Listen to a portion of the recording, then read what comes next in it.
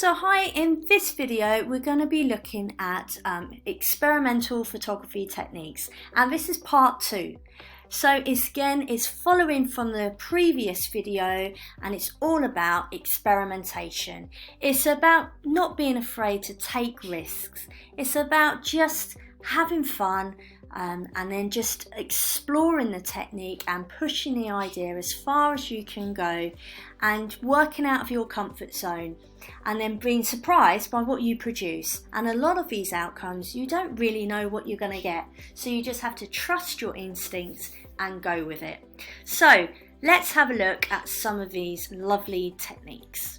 It's called defacing. It's a really simple technique to use, but it's really effective. So all you need to do is use sandpaper or something that's got a rough surface, and then you just rub it across your image, and then it starts to deface the picture, remove the detail and the surface. And this can create some really interesting effects, and it can remove the identity of a person. It can make something look quite weathered and quite worn. And Rao has used this technique to remove the identity of the model. And here's a couple of artists that use this technique really effectively within their work. Another technique is double exposure. And this you can do in Photoshop, where you're combining layers together, but you can also use phone apps, and it's very easy to do this on phone apps as well. So you can create this sort of quite strange, abstract images, and here is a selection of photographers that have used this within their work. Image transfer, and this is where you can use PVA glue. You can get some image transfer material as well, and you literally will then stick your photo to that surface and rub the image onto the surface. And here Harry has basically created an image transfer on a feather, and it works really well. So there's all kinds of different materials that you can use. You can use wood, you can use glass, all sorts of things. And here's a few photographers that use this technique in their work. Rephotography.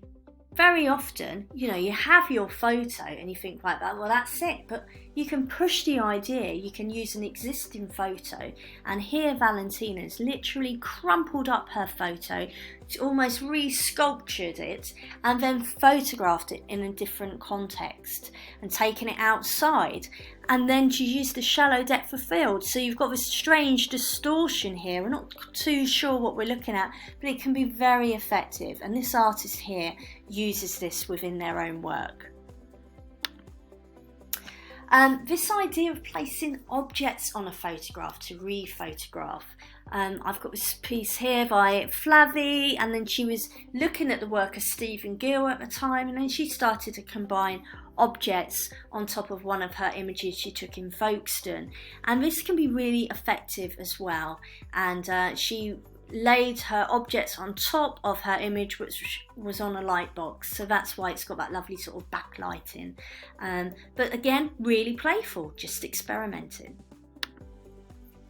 Burning images as well. Obviously you've got to do this carefully. I recommend my students just literally have a piece of paper that's singed at the end. Then it's easier to control when you're burning the images. Again, this is just on cheap sort of print paper, so you get different effects depending what photographic paper that you've printed your images on.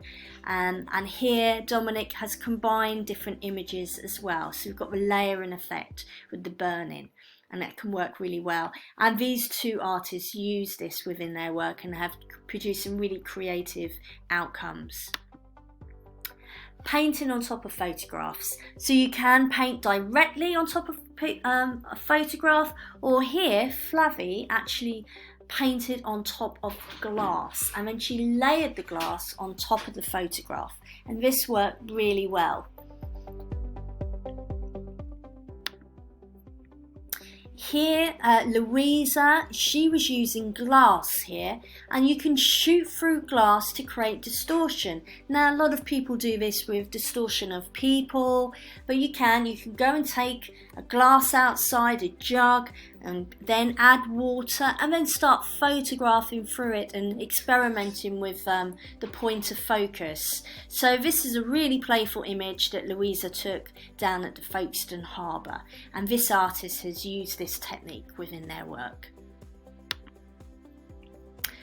Shooting an image underwater, it's as simple as it sounds. You literally immerse your photograph, whether it's in a tray of water if you just want to get the bubbles of water just on the surface, or you can immerse it into a sink and then here use running water, which is exactly what Valentina's done.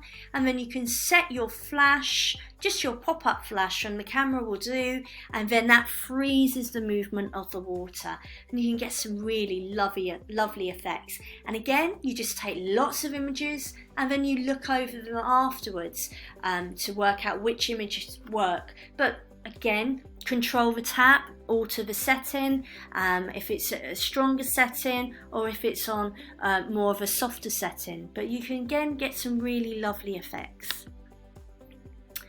Here, Valentina's been weaving the image. So this is when you combine different images and literally weave them together, and you can create some really lovely, interesting effects. And this artist here, he uses this technique within his work. And this image here was created by Flavie, and this is when she was doing her exam project, and her theme was materials. So she started to explore drawing with materials. So she used her photograph as a stencil and then laid a sheet of acetate over the image and then used maple syrup to draw, carefully drawing the picture. So then it created this lovely sort of outline, and it works really well. And she also produced some work looking at the materials of coffee as well. And she was inspired by the Brazilian artist that's used a lot of different food materials. He's created sugar portraits as well, and very inspiring artist. And he's also produced the film Wasteland, which I highly recommend. And he's a very playful artist, and I think really influenced Flavie's work here. So just, have fun, try some of these techniques, go to Pinterest, see what else is out there, and then really start to just enjoy these things and then combine these different techniques. And no, there's no rules. And there's no way of, you don't make mistakes in art, you just make discoveries, and experimentation is the best way to do that.